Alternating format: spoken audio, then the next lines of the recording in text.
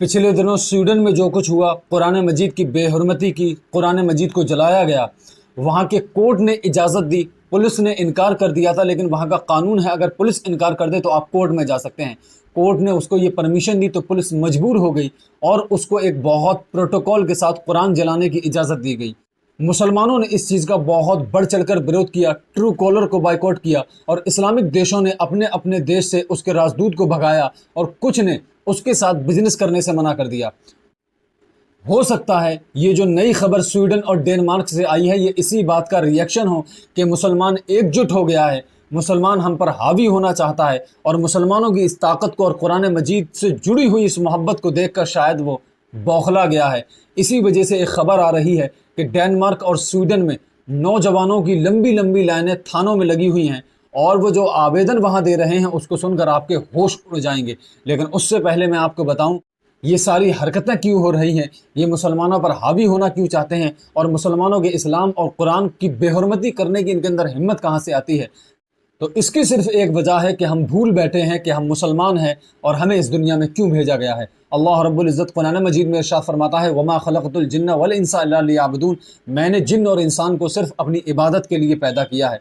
आज हम भूल बैठे हैं कि हमें एक दिन मरना है। हम ये भूल बैठे हैं कि हम वो कौम हैं जिसको इस बात पर यकीन और ईमान है कि मरने के बाद अल्लाह रब्बुल इज़्ज़त की बारगाह में हिसाब व किताब देना है। हम भूल बैठे हैं कि हम वो कौम हैं जिसका ये ईमान है कि हमारे लिए सिर्फ यही ज़िंदगी नहीं है बल्कि मरने के बाद हमारी असल ज़िंदगी शुरू होगी। नबी करीम सल्लल्लाहु ताला अलैहि वसल्लम ने इसीलिए हमारा माइंड सेट करने के लिए, हमें मोटिवेशन देने के लिए हदीस पाक आप गौर से सुने, प्यारे आका सल्लल्लाहु ताला अलैहि वसल्लम ने इरशाद फरमाया कि दुनिया में ऐसी ज़िंदगी गुजारो जैसी एक मुसाफिर गुजारता है। यानी आप गौर करें, मुसाफिर की ज़िंदगी ऐसी होती है कि वो सफ़र के दौरान सिर्फ उन्हीं चीज़ों को परचेज़ करता है, उन्हीं चीज़ों को ख़रीदता है, उन्हीं चीज़ों को लेता है जितनी सफ़र के लिए रिक्वायरमेंट होती हैं, उनकी ज़रूरत होती है, नीड होती है। वो कभी भी ऐसा नहीं करता कि जब उसको प्यास लगती है तो वो एक ड्राम पानी की व्यवस्था करता है, बल्कि वो सिर्फ एक बोतल ख़रीदता है, प्यास बुझाता है और आगे बढ़ जाता है, क्योंकि उसको मालूम होता है मुझे कल प्यास लगेगी लेकिन मैं आज पानी एक्स्ट्रा सफ़र में नहीं लूँगा, क्योंकि मैं जब मंजिल तय कर लूँगा तो मेरे घर पर एक नल लगा हुआ है जो मुझे हमेशा पानी पिलाता रहेगा। यानी नबी करीम सल्लल्लाहु ताला अलैहि वसल्लम ने हमें ये मैसेज दे दिया कि तुम दुनिया में मुसाफिर हो और ये दुनिया तुम्हारे लिए मुसाफिर खाना है।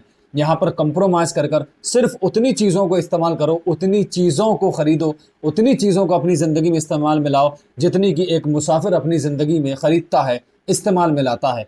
इसलिए क्योंकि तुम्हारा मकसद यहाँ पर सफ़र करना है और ये सफ़र करते करते तुम अपनी मंजिल पर पहुँच जाओगे, यानी जब मर जाओगे तब तुम्हारी एक नई ज़िंदगी शुरू होगी जो आपको आपके मकाम तक पहुँचाएगी। अगर आप सही तरीके से ज़िंदगी गुजारोगे तो आपको जन्नत मिलेगी जहाँ पर आपकी तमाम ख्वाहिशात को पूरा कर दिया जाएगा। इसीलिए अल्लाह रब्बुल इज़्ज़त ने कुरान मजीद में इरशाद फरमाया, वलकुम फ़ीहा मा तश्तही अनफुसुकुम, जन्नत में जो तुम चाहोगे, जो अपनी ज़बान से निकालोगे, वो फरमाइश तुम्हारी पूरी की जाएगी। तो हमें चाहिए कि हम इस दुनिया में मुसाफिर की तरह ज़िंदगी गुजारें ताकि जब हम अपनी मंजिल पर पहुँचें तो हमें जन्नत मिले जिसमें दुनिया से बहुत हज़ारों मिलियन बिलियंस बढ़कर नेमतें हमारा इंतज़ार कर रही हैं। लेकिन हम अपना मकसद भूल बैठे हैं। यही वजह है कि मुसलमानों के ख़िलाफ़ इतने बड़े बड़े प्रोपेगेंडास बनाए जाते हैं। स्वीडन में जो नौजवान थानों के बाहर खड़े हैं वो आपको मालूम है क्या करने के लिए खड़े हुए हैं? वो स्वीडन की पुलिस से इजाज़त ले रहे हैं कि हम कुरान को जलाना चाहते हैं और इसकी बहुत बड़ी तादाद बढ़ने लगी है। यानी थानों के बाहर लंबी लंबी लाइनें लगी हैं जो आवेदन दे रहे हैं कि हम कुरान को जलाना चाहते हैं।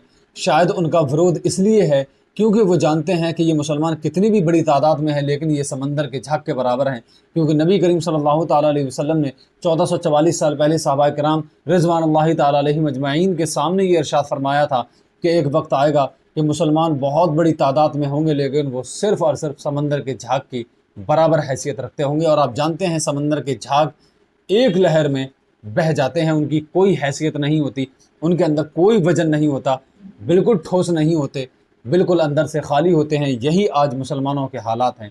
अल्लाह रब्बुल इज़्ज़त हमें अमलन मुसलमान बनाने की कोशिश करे और दुनिया में आने का मकसद समझने की तौफीक अता फ़रमाए। लेकिन कुछ उम्मीदें फिर भी अल्लाह रब्बुल इज़्ज़त हमारे लिए रख देता है ताकि हमारे हौसले पस्त न हो। इसी तरीके की एक ख़बर आ रही है, OIC यानी ऑर्गेनाइजेशन ऑफ इस्लामिक कोऑपरेशन ने कदम उठाया है और वो कल ही 31 जुलाई को एक बहुत बड़ी میٹنگ لگ رہی ہے جس میں اسی بات پر چرچا ہوگی کہ ایسا کیوں ہو رہا ہے، قرآن کے خلاف قرآن کو جلانے کی کوششیں کیوں کی جا رہی ہیں۔ اللہ رب العزت اس اسلامک آرگنائزیشن کو اس قدم اٹھانے کی پوری توفیق عطا فرمائے اور انہیں اس پر ثابت قدم رہنے کی توفیق عطا فرمائے اور انہیں کامیابی عطا فرمائے۔ کمنٹ میں آمین ضرور کہہ